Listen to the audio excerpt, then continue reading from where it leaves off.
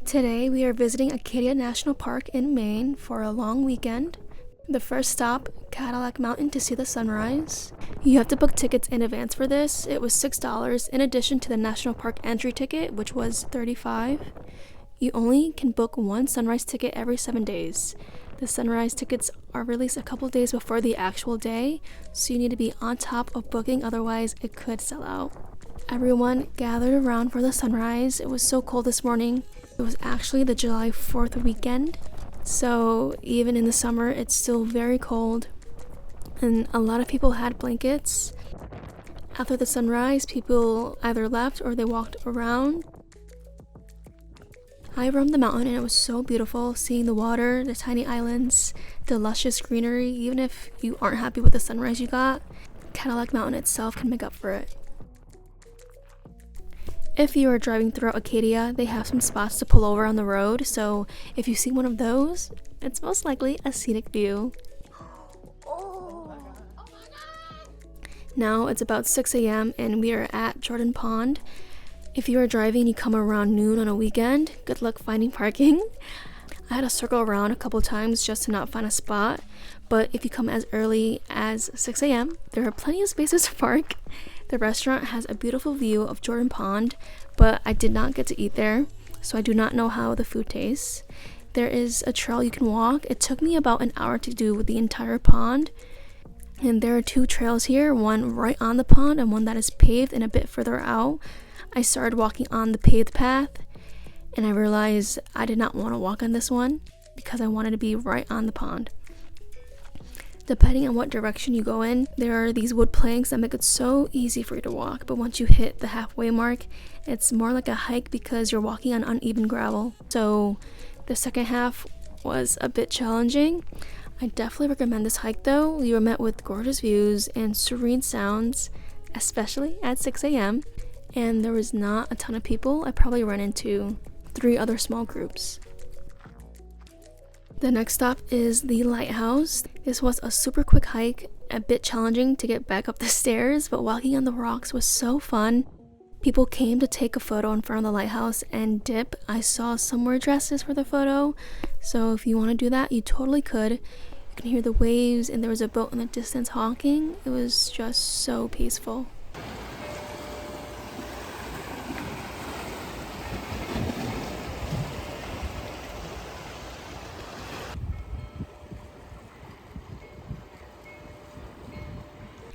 After the lighthouse, I checked out Sandy Beach and Thunder Hole for a bit. I didn't record anything because it wasn't extraordinary, so I ended up taking a nap because I had spent the previous night driving to Acadia, which was about a 7-hour drive from where I live, and before that, I had to work my 9 to 5. So yes, I was sleep deprived. So after the quick intermission, we are now in Portland to check it out. I've never been to Portland, and I really wanted to come see how the fireworks were on the 4th of July. To be honest, these were not the best 4th of July fireworks I've ever seen, kind of a letdown, but it's an experience I've never had before, so I am still very grateful. If you happen to be in Bar Harbor for the 4th of July, it was absolutely packed. I could not find any parking that day, which is why taking a nap and going to Portland just sounded so much better. For our next day, we are going to New Brunswick, Canada. This was a super last minute decision, but when I checked the map, there were a lot of things to do, so a day trip sounded perfect. It was about 2 hours away from Bangor, Maine, which is where I'm staying. It passed through St. John, which was a cute little city on the way to Fundy National Park, which is the next stop. 2 national parks in one trip. Is that cheating because one is Canadian? This Canadian national park was really tiny.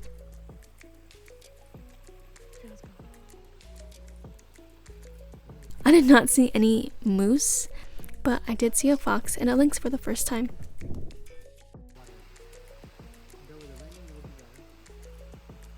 Driving through New Brunswick, I am now at Cape Enrage.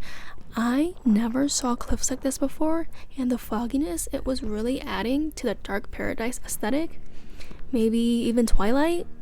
Near the lighthouse, there was a staircase down to the water so you could see the cliffs and the water, but the fogginess, you just could not see anything beyond, and it was just so magical. A further drive up is Hopewell Rocks, and there are so many tourists here, as you can clearly tell. It was kind of wet, and it was divine timing that it was low tide when I came, because that was not planned, but people always want to come here during low tide because then you can see the rocks. The Bay of Fundy has the highest tides in the world, which is about 50 feet, and I believe that's how these natural rocks formed.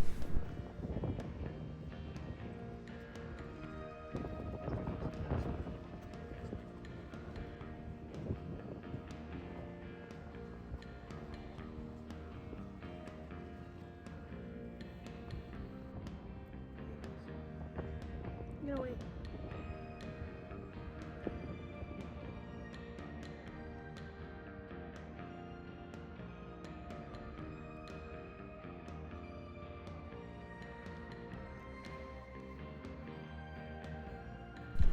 It is the last day on this trip, and we are back in Acadia. I did not record my morning because I did the Beehive Trail, and that required both arms and legs. It was so foggy again, and it really was giving twilight this time. I also went to Otter Cliffs, and I was so happy that I did. I missed this stop on the first day, and going back was such a good decision because this had to be one of my favorite stops in all of Acadia.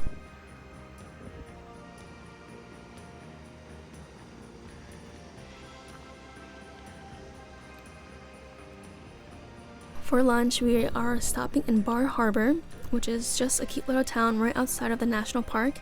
I got a few souvenirs, and oh my god, the blueberry pie is so delicious. You have to get it. It's still hard to find parking. I think it's just always like that. I did walk the Bar Island, and part of Acadia National Park is over there.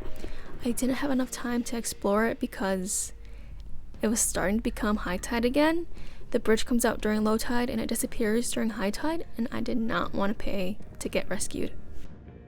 I had a little too much fun in Bar Harbor. There's still one stop left on my list before the trip ended, which was Raven's Nest. This is on the mainland, which is disconnected from the island Acadia is on, and it took about an hour to get here from Bar Harbor. They call this a hidden gem, and oh my, it is hidden and it is such a gem. There is no parking lot for this. You have to pull off on the side of the road at a certain point and walk literally 3 minutes to see this. It was breathtaking, especially at dusk and all of the fog. This was my summer trip to Acadia National Park. I hope you enjoyed coming along with me, and I'll see you on my next trip, which is to Medellin, Colombia.